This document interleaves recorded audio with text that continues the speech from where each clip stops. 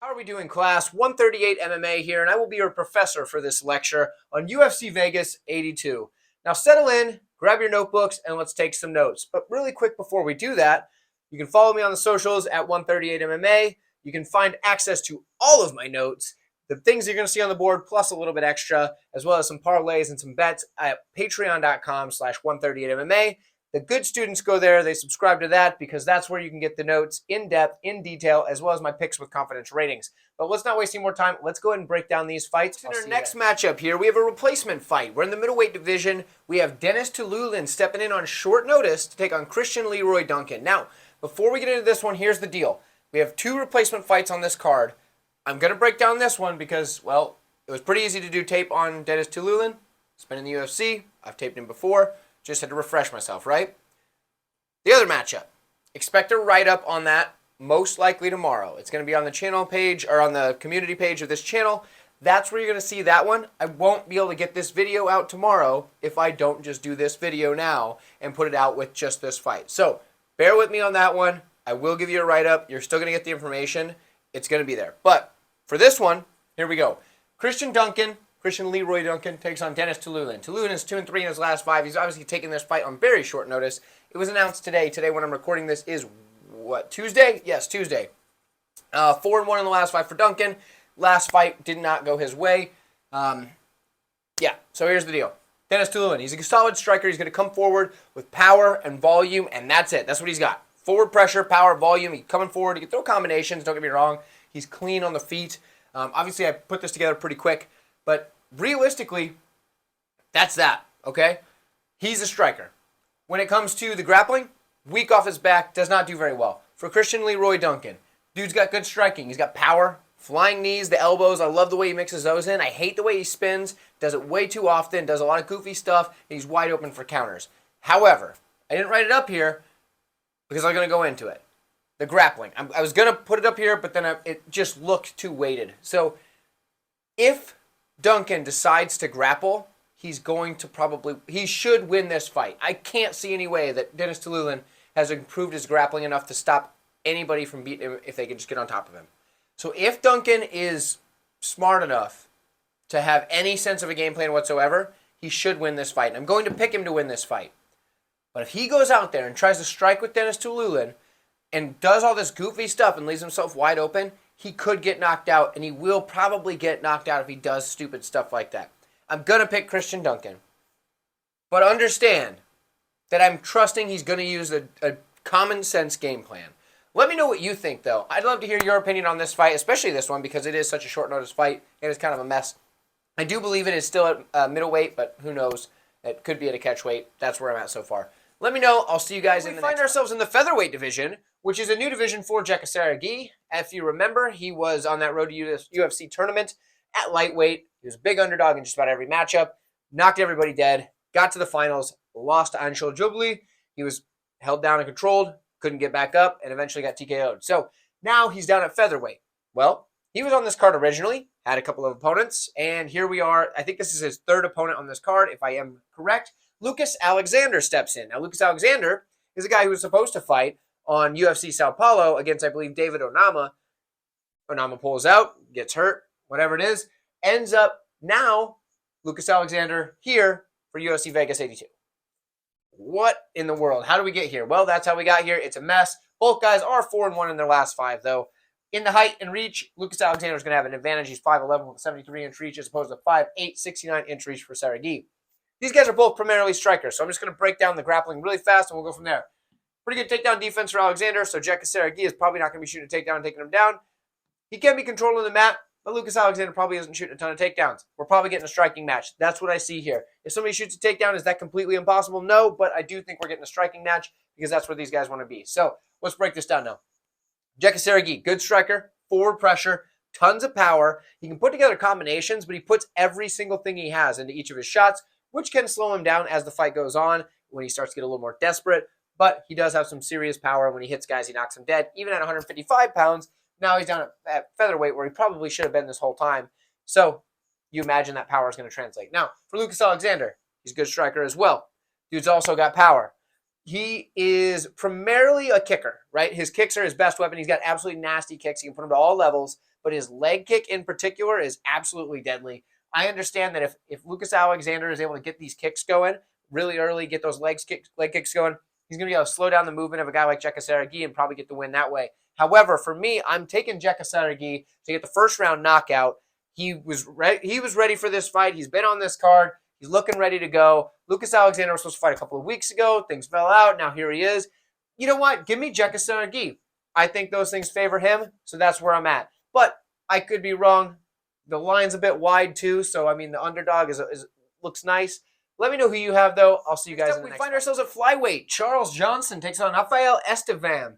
Estevam is 11-0 on his career, so 5-0 in the last 5. 2-3 for Charles Johnson. Hasn't been the best run as of late, but he is a skilled fighter with 13-5 on the career, so he's got some good wins. Had some rough losses. That's where he's at. For Estevam, he is a good striker with power, and the kicks are particularly one of his better weapons on the feet, but he does loop his punches quite a bit, and he's open to counters because of it. When it gets to the grappling, this is where he's best. He's got the trip takedowns, don't get me wrong, but the slams are what really get the crowd going. He likes to pick guys up, drop them down hard. When he gets the fight to the mat, he's got very good ground and pound, and when he takes the back, he's got good control from there. Look for submissions, look for the ground and pound, yes, but he's getting control on that back, and it's hard to get him off there. For Charles Johnson, he's probably going to be the better striker here. He's definitely the more technical striker. He's got good body kicks. He mixes his punches and kicks together in combination, which I really like to see from fighters. He's got good volume, and he can mix these strikes up to all levels. He can do the leg kicks down. He can kick, up high, throw the punches, mix it all together. So he's a complete striker. His power isn't exactly like one-shot power, but, he hits hard enough to make you think about things when you start messing up, loop some punches and get in the way, or get out of a position and he hits you with something. That is something that he can do. His grappling's pretty good as well. He's a good scrambler. He's kind of tough to hold down. We've seen other guys take him down and he gets back up. But, he also doesn't have the best takedown defense. So when he does get taken down, oftentimes he's going to have to work to get back up and he will be returned back to the mat. But he does have pretty good submissions and he kind of mixes his ground and pound with his submissions. He's a good fighter everywhere, but he just doesn't quite put it all together sometimes. You know what I mean?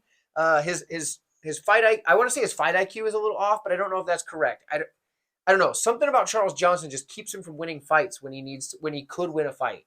So in this one here, though, I'm taking Estevam to get the win. I think he's going to be able to use his grappling to get things going and, get the win over Charles Johnson in this one. It's a good fight, though. It should be. Estevam did open up as the underdog. Now I think it's like a pick'em. So there's that. At least it was last time I saw. But let me know who you have. I'm very interested in this fight. I'd love to hear from you in the comments below. And bantamweight, we have Chad Anheliger. He takes on Jose Johnson. This is a matchup that I find very difficult to predict, and we're going to give it a shot. So Johnson, 3-2 in the last 5. Anheliger is 4-1 in the last 5. Johnson's going to be much taller, 6 foot, 71.5-inch reach, which is gigantic. He's going against Anheliger, who's 5'6" with a 64-inch reach, who is not gigantic. So there is that. It's an interesting matchup, like I said. Okay, so Johnson got plenty of striking skills at range, right? He's got very good power when he's, at the end of his shots, kicks to all levels. He's got good knees up the middle as guys come in, hit the knees, hit the uppercuts, stuff like that. He's basically just a good striker overall. But when you have big, long, lanky arms like he does, guys that are shorter and can get all the way inside, it is hard to generate force if they're past that knee range for a guy that's as tall as him. Now, the knee range for me, being 5'8", is I've got a little more wiggle room as far as how close someone can get than the knee range for someone who's 6 foot tall in Johnson, right? At 6 foot tall, yes, that knee can get up higher and hit the chin easier of Anheliger. But if Anheliger's right there, head to chest, he's not going to hit with those knees because you can't bring that leg up and get him. So if Anheliger is able to get all the way in, yes, Johnson has a good clinch. Anheliger is going to be able to land some good shots in there, though, and he's going to be able to get out of the way of some of the best shots that he can land at range, like his kicks, his big, long straights, things like that. So there are disadvantages to the height and reach. Not very many, though. In general, that's going to favor him a lot. So anyway, for Johnson, that's a big favorable thing for him. In the grappling, he's got good jiu-jitsu, right? The bad thing is he's got good jiu-jitsu and he likes to use it. So sometimes he will get stuck on his back and his takedown defense is miserable. But he is very dangerous from his back and he will seek the submission. The one other thing is if he wants to do it, he does have good sweeps. He just doesn't use them enough because sometimes he wants to sit there, look for triangles, arm bars, all that stuff, which is great if you get it, but it's not if you don't because then you end up losing the decision trying to get an arm bar. So anyway, for Johnson, there's a lot of things I like about Jose Johnson. There's a lot of things I don't like. On the Anheliger side, he's got good striking as well, right? He's got a good forward pressure, good power, good combinations. He, does a good job in the stand-up. He's going to kind of go in there and make you back up, and that's what he does really well. And I think in this matchup, he will have some success doing that. It's just how much does he get tagged on the way in. In the grappling, his takedown defense is also bad. He has decent takedowns offensively, but the problem is he has poor submission defense. Now, this guy's got 6 losses in the career, right? 5 of them are by submission.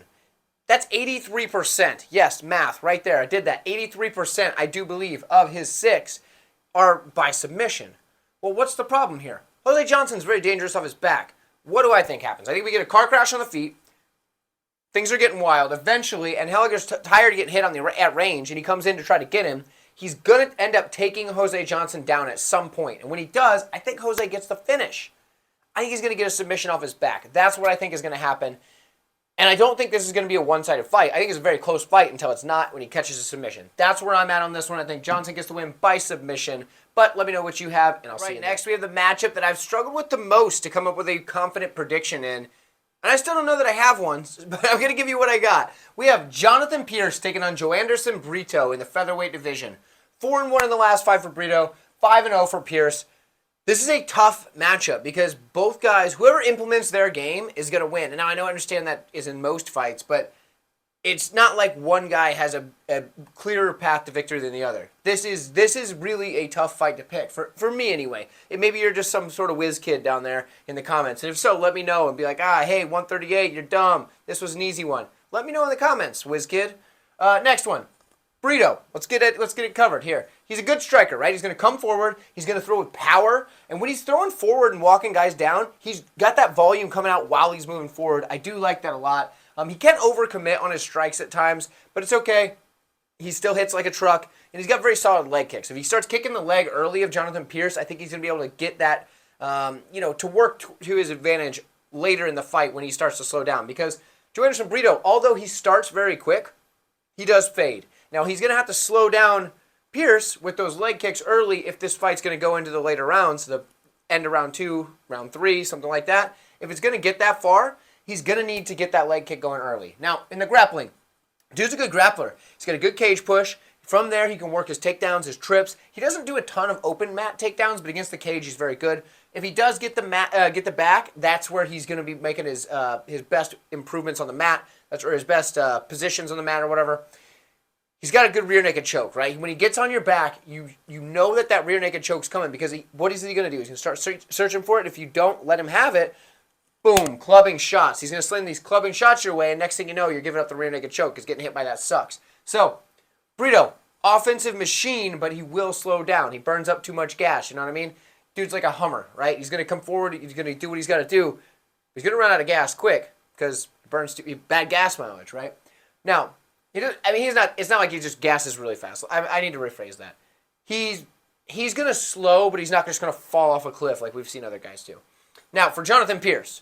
Jonathan Pearce is the opposite. He has a gas tank for days, right? This guy's going to keep going. He's got good striking, tons of volume. Now, I understand he slowed before, but it doesn't ever stop. It doesn't ever slow him down. Like he's looked tired before, but he's never slowed down. So for Jonathan Pearce, good volume. He can throw it out of either stance. His kicks are his best weapon, but he does leave himself open to be hit sometimes. Thankfully for him, he's very durable.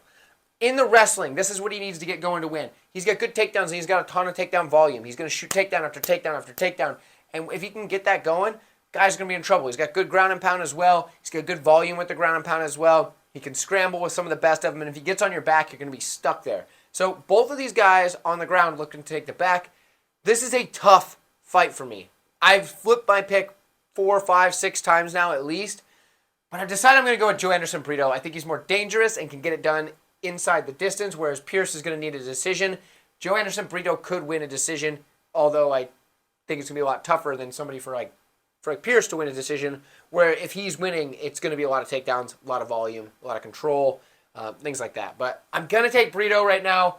This is one that could flip. If you have a strong, confident read on the other side, let me know in the comments below. I appreciate it. Hey, and like this video, would you? Because I do appreciate that and it helps the channel grow. Thank you so much. Heavyweights here. We have Parkin, and he's taking on Machado. Both guys are 5-0 in their last 5. Parkin is undefeated on the career. There is a lone loss for Machado. Interesting to note, Machado was, just coming off that Contender Series fight. A lot of people are down on him. He fought Kevin Stefanski. It was a boring fight. It was just a bad fight. Didn't look like either guy really cared to win that much. Wasn't the greatest fight, right? But if you watch the rest of Machado's fights, albeit against lower competition, you see a lot more positives. So I'm going to break those down, and I'm going to see how I think these are going to translate against Parkin. Because if you look at the board, you go, oh, okay, he's got a lot of notes on Machado. That must mean he's picking Machado. Let's get into this, and we'll get that. We'll cross that bridge when we get there, right? Machado's got good striking. He has combinations. The one thing that I don't like is when he gets excited and decides just to run in with his chin up, just throwing 1-2s. Because that's how he will get knocked out at the higher levels. But he also has a good front kick and knee up the middle. That's something that a guy like him being a more athletic style heavyweight can capitalize on a lot of these not so athletic heavyweights. So he's good there. He's good in the clinch. Quick on the skip knees. He just gets him going right away. And then as the clinch breaks, he likes to strike on the break, which is key for that exchange there. He got decent jiu-jitsu. He somehow just ends up on top in exchange. Like, so somebody will go in for the takedowns. Somebody just falls on top of people. It doesn't make any sense. Somehow he ends up on top. If you watch back his fight, I think it's just because he was fighting a lot of low-level competition.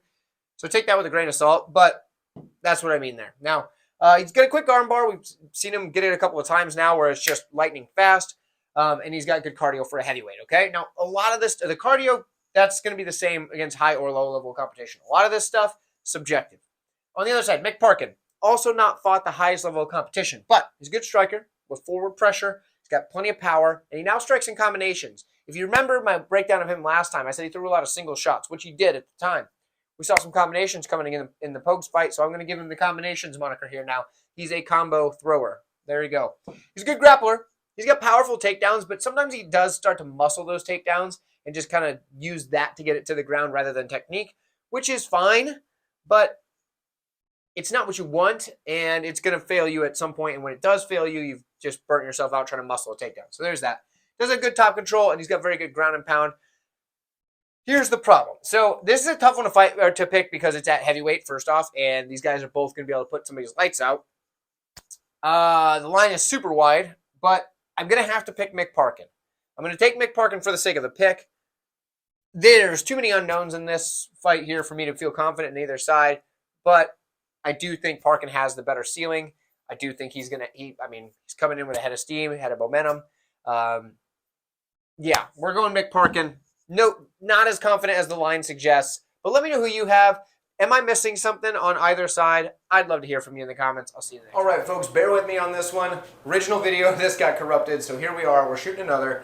We have Lucy Pudilova taking on Perez. Now, in this matchup here, both ladies 3-2 in their last 5 fights. Perez, this is her first stint in the UFC. For Pudilova, this is her second, right? So she's been there, done that, got cut, got some wins, changed her game, and came back, right? When we saw Lucy in the UFC the first time, she was a much different fighter than she is now.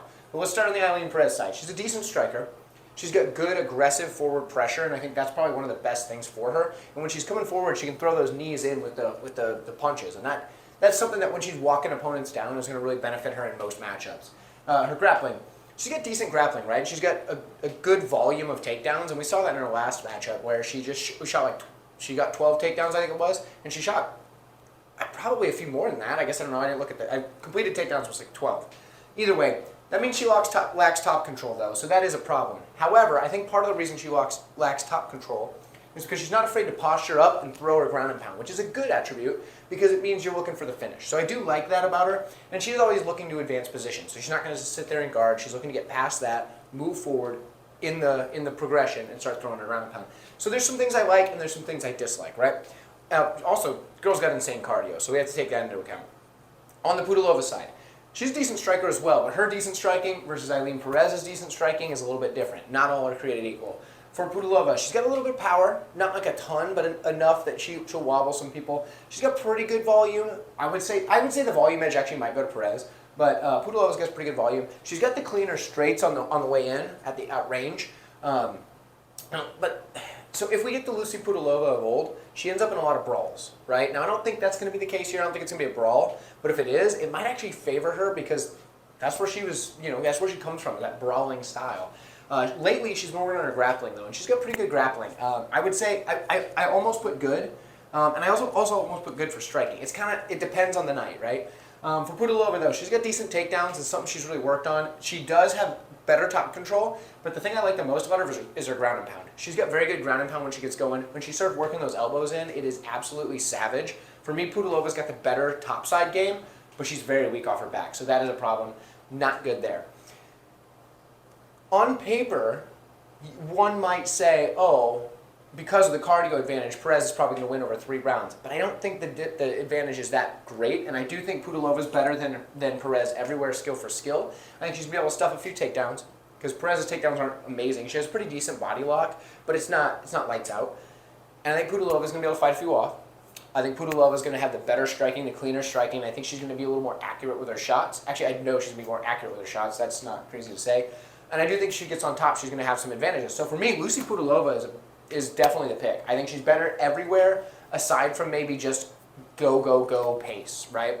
And because of that, I'm going to take Lucy Pudilova in this matchup. Plus, I'm a big fan of the girl. Again, sorry this video is weird. I know we're in a weird place with a weird marker board. I hope you guys aren't scared by that. I'll see you guys in the next. Up next, Nicholas Motta takes on Trey Ogden. Both guys 3-2 in their last 5. We're going to start with the Ogden side. He's a good grappler, right? He's got good takedown entries.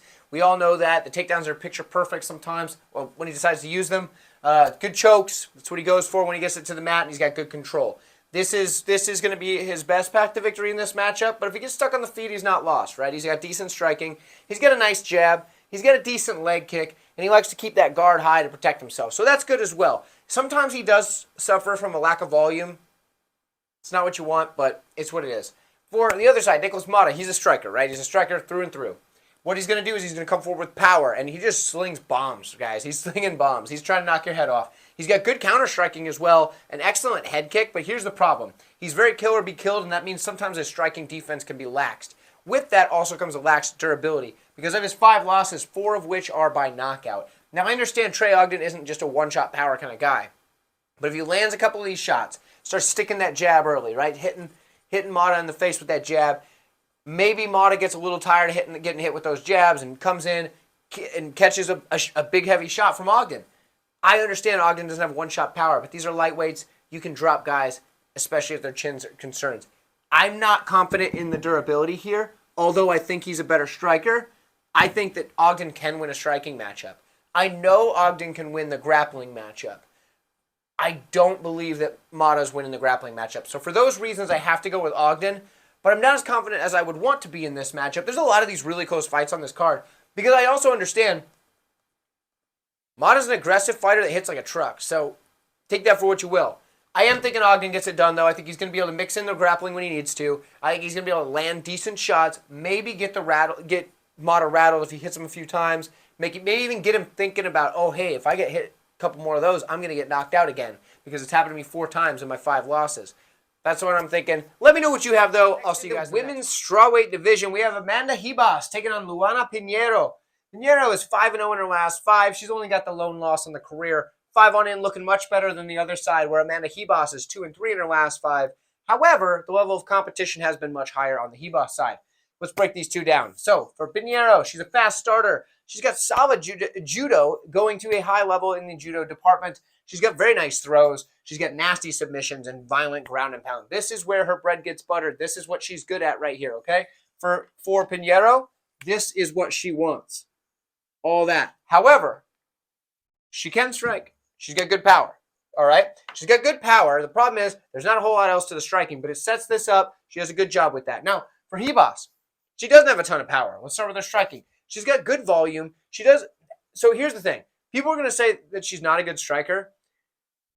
I don't agree. She's got good striking for what she does, right? She's got good. She does the slip and counter. She gets her head, boom, slip, boom, just like that. She doesn't do it. She doesn't block very well. Her striking defense isn't the best. So sometimes on those slips, she still is getting hit, but it's not landing just flush in most shots. Obviously, she got knocked out in her last fight. I told you that was going to happen. Macy Barber is the best, not the best, but she's up there. Macy Barber is an absolute savage. So that happens sometimes. Very high level competition. Now, The volume coming back from someone like Ribas is what helps out with the fact that she can do that slip and just keep coming with strikes. And it makes it hard for her opponent to throw more and more at her because they're on the back foot, typically up from the volume she's putting out. Now, she is going to mix up her levels on her strikes too. So she'll go to the body with them, and then she'll come back up. And I know that sounds crazy because you're like, when have I ever seen that? If you go back and watch it, she does that. She'll throw down to the body and she'll come back up to the top. She'll also mix in the leg kicks, things like that. She's good at mixing her levels and her striking. So she's a better striker than people give her credit for, although she does get hit. And that's not what you want to see. Now, in the jiu-jitsu and the judo department, she's very good there as well. She's a solid jiu-jitsu and judo player. She's got slick transitions. She's got pretty good top pressure. Her hip throws, I do like them, and she's got good takedown defense. This is an interesting fight. I think Ribas can win a decision here. And I think Pinheiro could win with a TKO stoppage or, KO, TKO type stoppage. But I'm going to take Ribas. I think she's got the better level of competition under her belt, and I think this is going to be a matchup where we're going to notice, oh, yeah, that 2-3 in the last 5, that makes sense. She fought a lot better people, and Pinheiro wasn't ready for that. I understand. So I'm going to lean Ribas. I can see a world where Pinheiro gets the finish there. I don't think she's winning a decision. I don't think she's going to out-volume, and I don't think she's going to be able to dominate Ribas on the ground. So that's where I'm at. But let me know where you guys are. I'd love to hear from you, and I'll see you in the next fight. Bantamweights are up next. But before we get into this one, I want to thank the channel members because, guys, for $2.99 a month, you guys are helping keep the lights on. You guys are making it so the channel keeps improving its quality of content. So thank you guys for doing that for only $2.99 a month. You can join below the video here. Click on that if you'd like to support the channel with that $2.99 a month. And you get a neat little badge next to your name showing how long you've been loyal to the channel. So let's break down this fight. Peyton Talbott, he takes on Nick Aguirre. Nick Aguirre is 4-1 in his last 5 fights. Peyton Talbott, 5-0 in the last 5. There's only one loss between the two of these guys, and that comes in Nick Aguirre's previous matchup against Dan Argueta. Didn't get that one done. Went up against a guy that was just a little bit too much for him. But Aguirre is a solid grappler. He's got good takedowns. He attacks submissions, and he's got a very large toolbox of said submissions. He's going to be able to get it done from just about any angle, any position. Very good on the ground. But his level of competition before the UFC has not been that great. So it's hard to really gauge whether or not he can get that at the UFC level. We're going to start finding that out pretty soon, I do think. He's got decent striking, but a lot of times it's just there just to set up the grappling because that's where he's going to be trying to get the fight. For Peyton Talbott, I need to tell you this. So for Peyton Talbott, he was on the Contender Series, right? And I picked against him because in his his pro footage outside of the UFC, he was just going forward and getting hit, right? And he was able to walk through these guys and eventually just break them with his pressure. And that's what he does. He's got forward pressure for days, and he just keeps walking through guys, getting hit, and just keeps marching them down. And I was like, okay, there's no way he's going to be able to do this at the UFC level, and I don't think he's going to be able to do that against Cortez because he's fighting against Cortez on the Contender Series.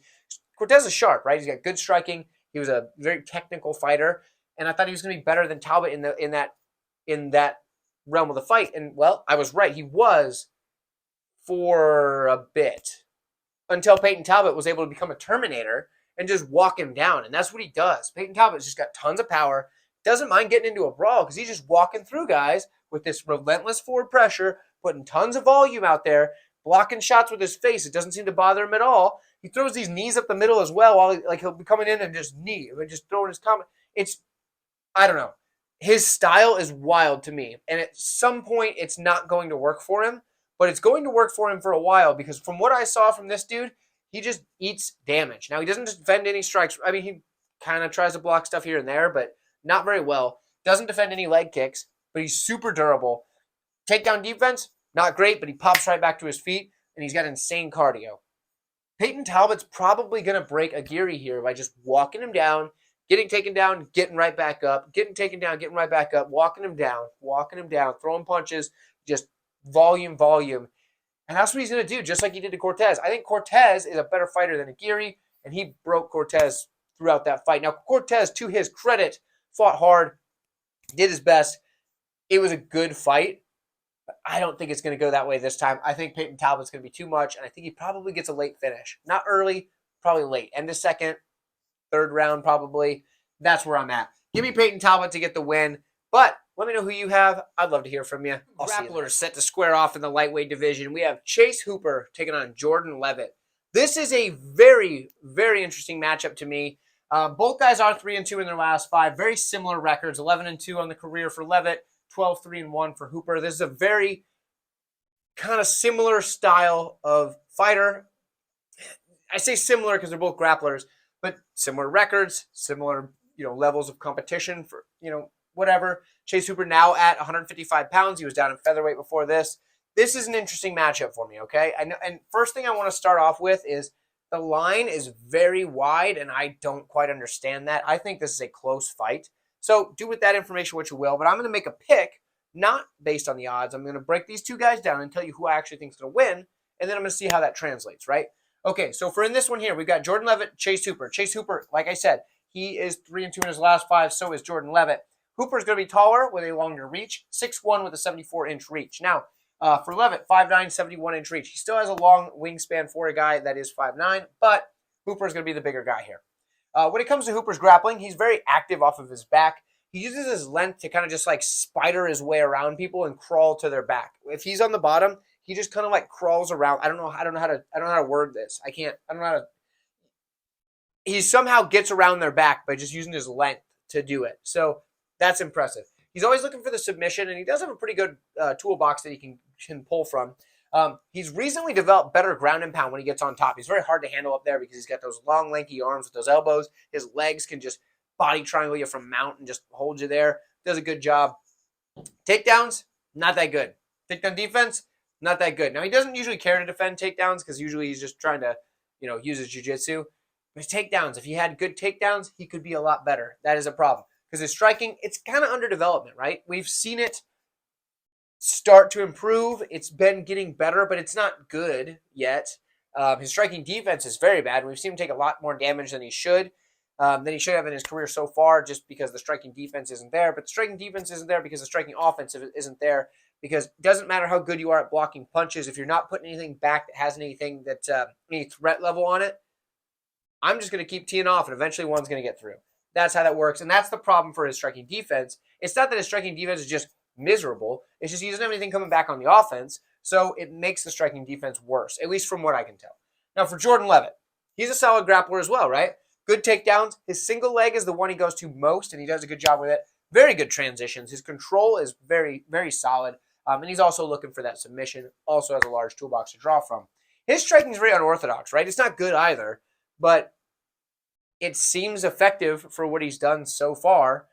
He's a very fast starter as well. That's something I want to note. Jordan Leavitt typically tends to start the fight right away, get it going, try to get it done early. And he's finished a lot of fights very early because of that. This is a tough matchup. Like I said, the line is very wide. If these guys were even money, if they were pick'ems, I would say. If they're pick'ems, I'd probably lean Chase Hooper for 2 reasons. One, I think at 155 pounds, he's able to pack on a little bit more muscle, and I think he does a little bit better up there. He has the long height and reach advantage. I do think that's going to favor him. So I would lean Hooper mostly for the physical advantages there. I think the grappling is going to be very back and forth and even itself out quite a bit. But at these odds, the only value is on Leavitt because he's a huge underdog, or at least he was at the time of recording this video. I'm going to take Hooper for the sake of the pick. But I can't go betting Hooper at those odds. Do with that information what you will. I'll see you guys in the next co-main event, welterweight division. And a quick reminder to like this video if you haven't done it already. I appreciate you guys. Thanks. It is right down below the video if you weren't aware where that is. So, Jake Matthews, he takes on Michael Morales. Morales is undefeated still, 15-0 in the career, so obviously 5-0 in the last 5. We've got 3-2 in the last 5 for Jake Matthews with an impressive 19-6 on the career. And he's been in the UFC for ages, so that is a pretty impressive number. There is a height and reach advantage on the Morales side. He's 6 foot with a 79-inch reach, so a very long wingspan, going against the 5'11", 72-inch reach of Matthews. Now, good fight here because Morales he's an undefeated prospect, right? We all know that, but he's looked like, how do I word this? He's looked good, but not at the same time. Like, he'll get wins, and then you'll see him do stuff, and you're like, man, for you to be this massive favorite in all these fights as a big undefeated prospect, we kind of expect more out of you. So this is a good matchup because Jake Matthews is a tough out for anybody because he's good in a lot of spots. We're going to cover that up in a minute, but first we're going to go to Michael Morales.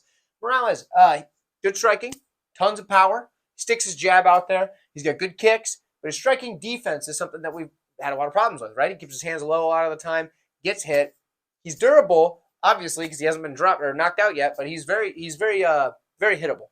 When it comes to his wrestling, this is actually probably what got him to the dance, and he's kind of fallen in love with his striking a little bit, but he does have good wrestling. He's got good control, good ground and pound. In fact, when he gets in the ground and pound, he's picking his spots and landing with fury. But he's not just like throwing a ton of just, like hammer fist or 1-2, 1-2, 1-2. What he does is he finds those spots and just slams shots on the ground. He's also very difficult to hold down from top position, so he is able to get scrambles going, move, either sweep or get to his feet. So Michael Morales, good fighter everywhere. We just haven't seen enough to say, oh, this undefeated prospect is the real deal. We see him and we say, this undefeated prospect's pretty good, but how would he handle so-and-so? So right now he's got Jake Matthews. Jake Matthews is a good striker as well. He's got good combinations. He can counter-strike well, moving forward or back, and he's got good movement. The movement, he's going to be moving side to side, in, out, all that stuff, darting around. And in fact, that movement is actually what helps make his striking seem better. Because obviously, if he's able to get out of your way, and then keep light on the toes and land his shots, he's going to be able to get you from different angles. It's going to be an interesting test for Morales to see how he handles this. Now, when it comes to grappling, I don't know that Michael Morales is getting taken down in this matchup. I think Matthews is going to struggle with that. But in the event that he does get the takedown, he's got good ground and pound. He's got a good back take, and when he does take the back, he's got a good rear naked choke.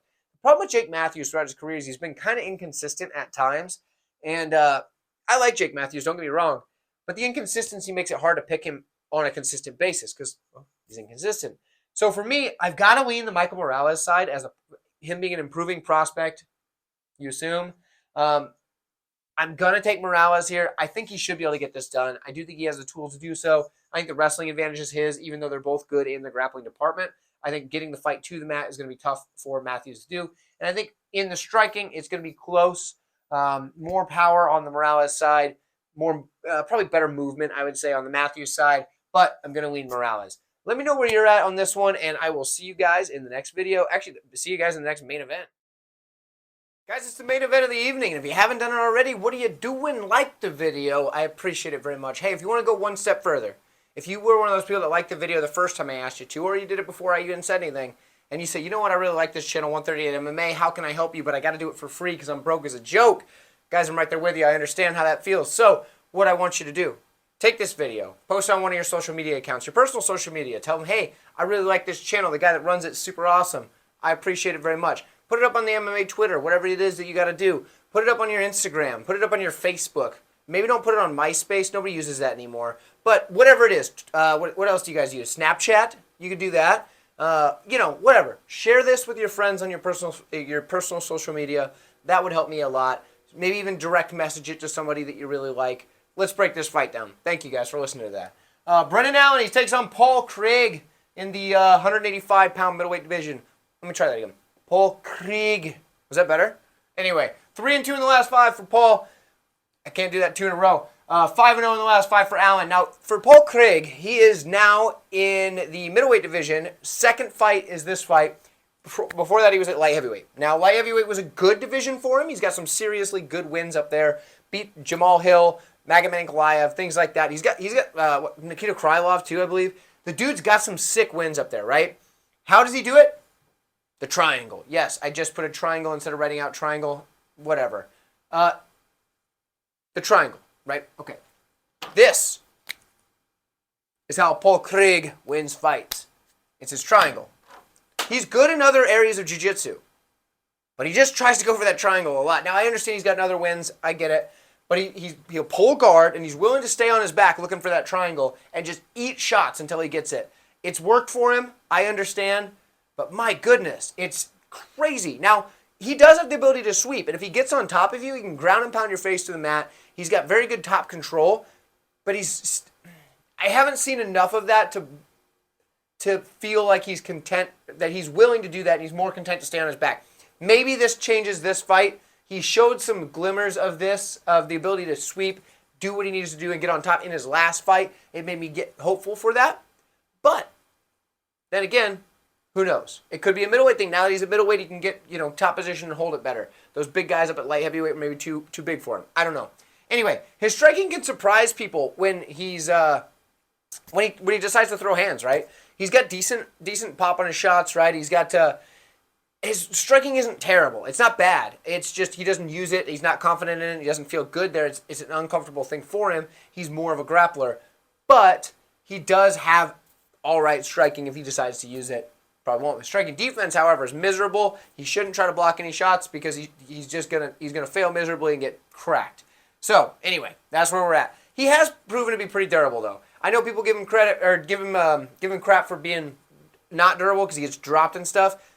But he's like finishing guys from his back after getting dropped. So part of me thinks that maybe he is a little bit more durable. He's able to recover quick and he's able to lock up those subs. Or maybe he's just dropping because he knows that, maybe I could probably sub him from my back. Anyway, I spent a lot of time on Paul Craig. Brendan Allen. Let's break down Brendan Allen. Brendan Allen's a darn good wrestler, right? He's very solid in that. He's got good takedowns. He's a very good back taker. That's where he's going to look for the rear naked choke. It's probably his best submission is his rear naked choke. It's most people's best submission. Not everybody, but most. Because it's an efficient submission and you're very safe from there. When you're on somebody's back, you're fairly safe. Nobody's really finishing you while you're on their back. I'm sure it can be done. I've never seen it. But he's got good scrambles as well. So him versus Paul Craig in a scrambling match, it's close. Especially because I think Paul Craig's going to be willing to stay down. But in the striking, I do think that the better striking is on the side of Brendan Allen. All right? He's got good combinations. Nice, really nice body kick. And he's got a ton of cardio. And in a 5-round fight, that's what you want. Here's the deal. I think Brendan Allen wins. I'm not going to bet Brendan Allen. If I was going to bet, it would be on Paul Craig. Probably by submission, but you probably just take inside the distance because the line's probably the same or pretty close. Just in case, right? So if I was going to... Just the line is really drastic. And he's pulled off some crazy upsets in his past. Look through this man's resume and see the upsets this guy's pulled off. You can't really bet against him. So you either don't bet, or you bet on Paul Craig to win inside the distance with probably a crazy triangle. If you can bet on him specifically by triangle, I don't know what the odds are, but that's probably the way to go. But I'm picking Brendan Allen to win. I do think he gets it done. I think he's the better fighter in more areas, and that's why I'm leaning with him. So, like I said, hey, thank you guys for watching. I appreciate you all, and I'll see you in the next breakdown.